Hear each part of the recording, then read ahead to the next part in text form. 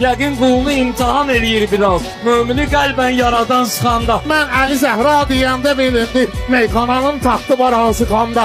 Mən kişiyəm, ağlamaram deyirdin, gözlərin yaşardı soğan sıxanda. Yaxşı dinən, özün bitəri olan. Yaşlı sənətkarı cavan sıxanda. Mən xridar sənətdə dərya deyib, siz kimi bir dənizdə tuman sıxanda. Yaxşı kişi yolundan geri dönməz. Kişinin ayaqqabısı taban sıxanda.